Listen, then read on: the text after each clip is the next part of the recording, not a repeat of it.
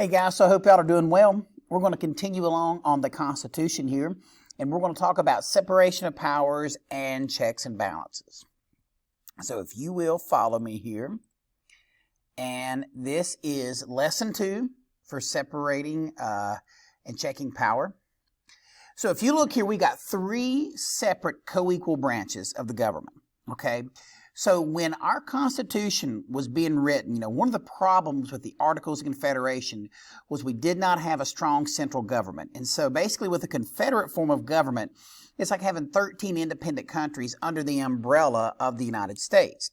So what fixed that was having a strong national government. Now, the big argument against that, and the anti-federalists who did not support the Constitution were afraid we would have another king or another dictator or somebody that had too much power. And so that's when the introduction of separation of powers and checks and balances came in. Simply put, separation of powers is when you have 3 separate co-equal branches of the government that do their own thing, that have their own role, and then each branch checks the other so that one doesn't have too much power. So you're going to see these charts throughout your study guide here, and there's not really much that you need to fill out except for that last little chart that we'll do here. So, again, you've got your legislative branch, which makes the laws. You have your executive branch, which carries out the law, so they can veto legislation, sign legislation. And then you have the judicial branch, which interprets or judges the law to make sure that it's fair. So if you look here at this little chart here, you can see here how you have the different checks and balances and actually I'm going to go through this more on this chart so I don't just completely bombard you with it. Again, if you look here, you can see here that the executive can check the judicial, legislative checks judicial, executive checks legislative, and so on and so on. So let's just go ahead and get to that right now. So you're going to see this little chart, and I'm actually going to give you an assignment. And when you do this assignment, I actually want you to try to do it without filling this in with your notes. And then you can actually put this in your study guide. But on that little PowerPoint that we do, that little Google slide, I want you to try to do that on your own and see what you can pick out. So right here, if you will look at this arrow, this is the legislative branch and how they check the executive branch. So one of the things they can do is they can impeach a president. That's only ever happened twice. Okay, Andrew Johnson was impeached and Donald Trump was impeached. Richard Nixon would have been impeached, but he resigned before they could actually do that because they knew he would have been convicted. Now, impeach, we're going to talk about that later on. That simply means to bring charges against. The House of Representatives impeaches the president with a simple majority vote, but then the U.S. Senate has to sit as a jury, and you have to have 2/3 majority, which never happened with Andrew Johnson, although there was 1 vote short, and then, of course, with Donald Trump. The legislative branch can override a veto. So let's say the legislative branch passes a law, the president doesn't like it, and he vetoes it. Then what happens is it goes back to the legislative branch, and they can override the president's veto, which has happened before, but you got to have a 2/3 majority vote. So again, that's the way the legislative can check the executive. They can control spending. So even if the president sends troops, into battle somewhere, you've got to have money. You've got to have money for uniforms and bullets and things of that sort. And that's what Congress does. They control that spending. Congress approves treaties. So if the President of the United States gets into a treaty with another country, it has to go in front of the U.S. Senate with a 2/3 majority. And then also the legislative branch has to approve all the executive positions. So when the President of the United States puts somebody and nominates someone for the Supreme Court or the cabinet or the head of the Environmental Protection Agencies, then Congress has to approve that appointment. So again, this is a way that the legislative checks the executive. Now, let's look at a way that the executive here checks the judicial. Well, one of the things the executive can do is they can grant pardons for federal crimes. And you see that happen sometimes. So, and Donald Trump's done that recently. A pardon is simply a legal forgiveness. The President of the United States can legally forgive someone of a crime. Also, the executive appoints judges. So whoever is a federal judge or whoever is on the Supreme Court, that person is chosen by the President of the United States. If you look here, here's a way that the executive checks the legislative. Well, the executive can veto a law. So again, if the legislative branch signs a law and the president doesn't like it, it doesn't become law if he doesn't want it to. He can veto it. Now, going back here, the legislative can override the executive or check the executive by overriding, and you can call for a special session of Congress. If you look down here, you can see this is a way that the legislative checks the judicial. So what does the legislative branch do? Well, they create the lower courts, like some of your lower district courts. They can impeach a justice. That's where you've seen a lot of your impeachments. We've only ever had 2 presidents ever impeached, but a lot of your impeachment and convictions come with federal judges. And also the legislative branch can propose constitutional amendments.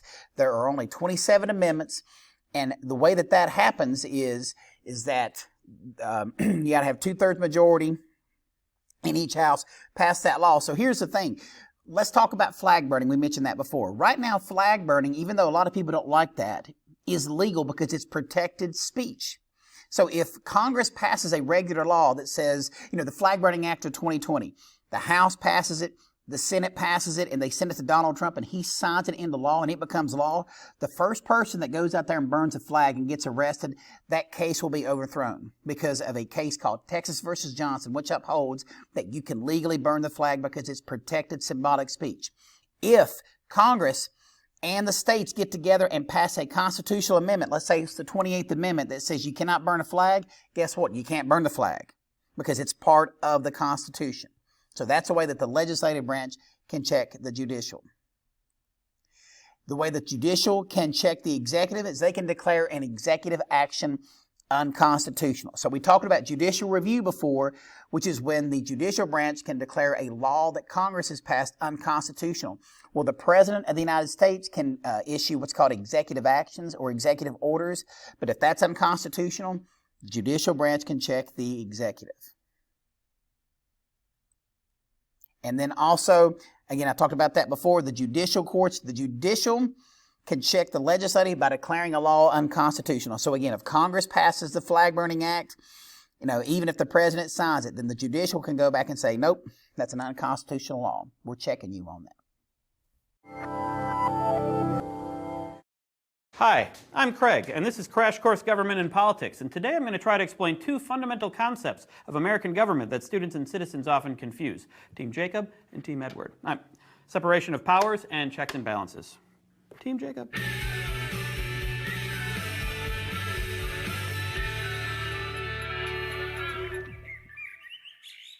So separation of powers is really simple. The national government is divided into 3 separate branches: the legislative branch, the executive branch, and the judicial branch. I put them in this order because that's the way the Constitution has them, and I'm not going to argue with the Constitution, except for that stupid 3/5 of a person thing. So the legislative branch comes first because it's supposed to be the most important branch. And Article 1 is the longest and most detailed of the 7 articles in the Constitution. The main job of the legislature is to make laws. The secondary job is to say, no, it's your fault. No, it's your fault. No, it's your fault. I'm going home. I have to campaign. Then we have the executive branch, and here the Constitution is a little less helpful. Article 2, Section 1 states, "The executive power shall be vested in a President of the United States of America." The executive branch is obviously more than just one guy or girl. The executive branch is in charge of executing the laws, which basically means carrying them out. So the president is like the CEO of the U.S., making sure that the government governs. Interestingly, the president's power as executive is found in the oath of office. "I do solemnly swear or affirm that I will faithfully execute the office of President of the United States, and will to the best of my ability preserve, protect, and defend the Constitution of the United States." Wait, Stan, I just gave the presidential oath of office, so I'm president now, right? Totally. Oh, elections. Yeah. We didn't have those. Last, and in the eyes of many people, least, is the judicial branch. The job of the judiciary, also sometimes called the courts, which I'm going to call the courts because judiciary is really hard to say, is to interpret the law, to explain what it means. Article 3, which describes the courts, is even shorter than Article 2. It has only 3 sections instead of 4, and the courts today don't really look like this description. Here's the first sentence of Article 3, Section 1. "The judicial power of the United States shall be vested in one Supreme Court, and in such inferior courts as the Congress may from time to time ordain and establish." At least the framers realized that the entire United States would probably need more than one court. But notice right there in the sentence that Congress has the power to create all other courts. And this leads us nicely into the second important concept of American government: checks and balances. Yeah, that was a segue right into it. It was a nice job by me. I'm going to need a little help explaining checks and balances, so let's do that part in the clone zone. Checks and balances is a confusing term because it implies two things, but really it would be better to think of them as checks that balance, although that might be confusing to people who actually try to balance their checkbooks. Anyway, the point here is that each of the branches has the power to limit or check the other two, and this creates a balance between the three separate powers. In the same way that the Constitution lays out the legislature in the greatest detail, it also gives the legislature the greatest number of checks on the other branches. Legislative clone? So the framers of the Constitution were really concerned about the president becoming a tyrannical figure a la King George III. That guy was a jerk. So the Constitution gives the legislature a lot of power over the executive. The House of Representatives can impeach the president. Then the Senate can remove the president from office, but only if 2/3 of the senators vote for impeachment. The Senate can also check the president's appointment of judges and officials by rejecting them. This is known as advice and consent. Either branch of Congress can investigate executive activities and officers. If the president vetoes a law, Congress, with a 2/3 vote in both houses, can override the veto. Congress can also refuse to pass laws that the executive wants, and probably most important, they can refuse to appropriate funds for executive programs. You might think that since the judiciary is the third and presumably least important branch, Congress would have fewer checks on it, but that would be wrong. Here are the ways that the legislative branch can limit the judicial branch. Congress can impeach and remove judges as it can do with the president. Congress can be a bunch of jerks sometimes. That's me. The Senate can reject judicial nominees, which is a check on judges before they even get there. Congress can change the federal court system by adding or taking away courts like it says in Article 3. And it can change the jurisdiction of federal courts. Congress can pass new laws that override Supreme Court decisions as long as the decisions aren't based on the Constitution. Don't want to do that. No. And as a very last super drastic resort, Congress can propose amendments to the Constitution as it did with the 13th, 14th, and 15th Amendments, overruling the Dred Scott decision. Wow, legislative clone. It looks like the framers were so scared about an all-powerful super president that they gave Congress most of the power. Executive clone? You know what? I'll be executive clone since I'm basically president of the clones. The executive branch can check the legislature in the following ways. The president can veto Congress's laws so that they don't go into effect. The president can call Congress into special session, but he can't make them pass new laws. The executive branch carries out the laws and may do so in ways that are contrary to what Congress wanted. Although this rarely happens, the vice president is given the power to break ties in the Senate, which is one of his only real powers other than embarrassing the president. The president nominates Supreme Court justices, and this can change the way the court works. He also nominates federal court judges, and this shapes the entire court system. The president can pardon people convicted by the courts, which cancels out their judgments. The president can also, in his capacity to carry out the laws, refuse to carry out court decisions. So you can see that even with the number of checks that it has, the executive branch is weaker than the legislature. But not as weak as the judiciary branch. Many political scientists consider the judiciary the weakest branch because without legislative and executive action, it doesn't have a whole lot to do. Being the weakest branch, the judiciary also has the fewest checks on the other two branches. Here's what it can do. The judiciary checks the legislature by declaring its laws unconstitutional. The Chief Justice presides over impeachment trials, and sometimes he gets to wear a special robe when this happens. Perk of the job. It's a perk of the job. It's really nice. And the judiciary checks the executive branch by declaring executive acts unconstitutional. A really good example of this was Youngstown Sheet and Tube Company versus Sawyer. Super important case. Look it up. Look it up. The court also issues warrants in federal crime cases, and again presides over impeachment trials in the Senate. But the big check that the courts have is invalidating laws and executive actions. We'll talk about how courts actually do this and where they got this power in a later episode. No, I'll talk about it in a later episode. Now, okay?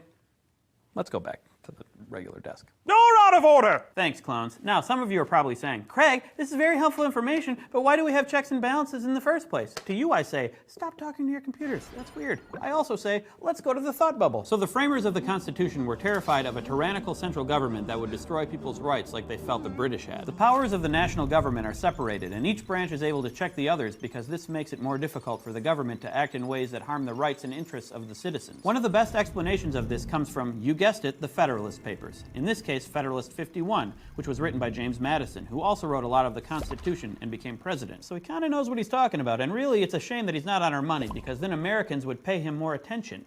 They would also pay him, literally. In Federalist 51, the title of which also contains the phrase checks and balances, Madison wrote, "But the great security against a gradual concentration of the several powers in the same department consists in giving to those who administer each department the necessary constitutional means and personal motives to resist encroachments of the others. It may be a reflection on human nature, that such devices should be necessary to control the abuses of government. But what is government itself but the greatest of all reflections on human nature? That's right, he wrote with an accent. Don't know how that's possible. Thanks, Thought Bubble. Madison was talking about checks and balances. I'll leave it up to you to decide if human nature requires that we build safeguards into our government to protect us from our leaders. But Madison thought so.